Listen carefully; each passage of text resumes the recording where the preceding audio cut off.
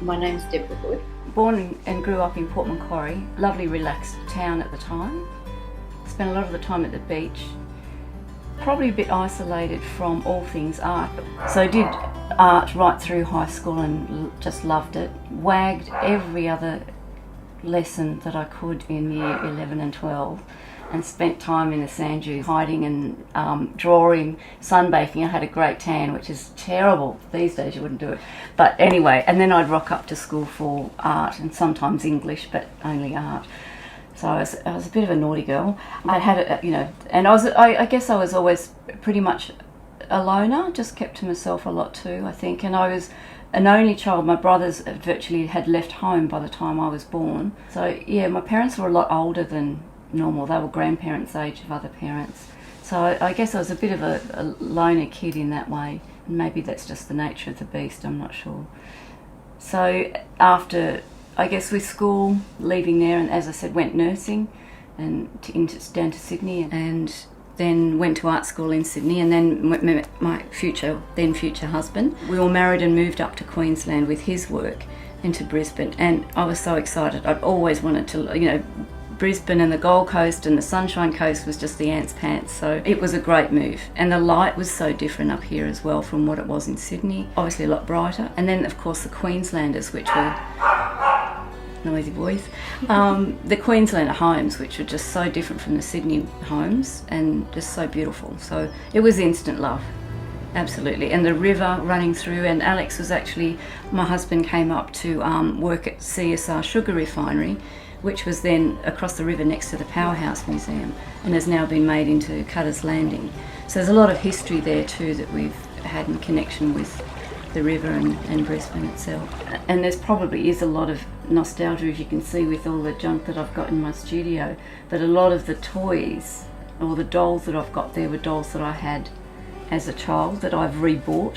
Like when my mum died in 2011, and I lost probably my best mate when she died, it was really, really hard. And we'd probably only connected closely for the last 8 years of her life. Before that, we were always tussling, I think. And so it was, so I bought those two dolls up there behind you when she died. It was just that connection to that childhood, I think. So that's always, I'm a very nostalgic person, and I'm a bit of a bowerbird collecting things, but grabbing bits from my childhood and their little treasures. I know a lot of people are into the thing where you've got to let go of objects and let go of things. I can't do it yet. I'm not there yet. So yes. As long as you're able to live in the present too, well, the current saying, but yeah, and enjoy where you are, and you're not stuck back saying, oh, those were the days, So hopefully I won't do that when I age a bit. But yeah, I think nostalgia's really precious, and you hold on to those things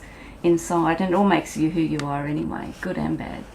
A desire to play with houses and Lego houses and creating and drawing plans and that sort of thing I loved as a young kid. Some reason I know what the reason is, because nursing was going to give me a decent career option, so I went nursing instead of to art school. Probably was about 2 years into nursing and just needed to go. I needed to go to art school and get back into creating, I think, and doing that. So it was really early on, around 21, that decision was made, that's what I was going to do.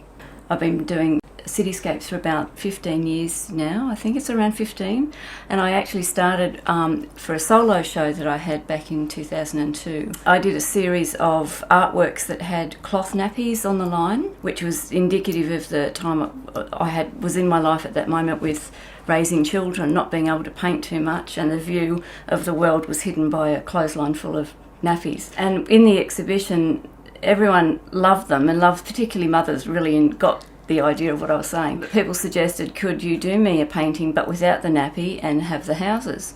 And it's just gone from there. So that's where it started. Probably since then it's been just ongoing commissions for people to get their own homes in and have their history, I guess, in architecture on the canvas. So it's their whole family. The church they were married in could be in there, their parents' house, the house they grew up in. And a lot of them do get the kids' school and have the kids hidden in amongst all the foliage somewhere playing on. So they do, and they certainly do give me a lot of joy to be able to paint them, and I can play with the colours and exaggerate a bit more, which is lots of fun.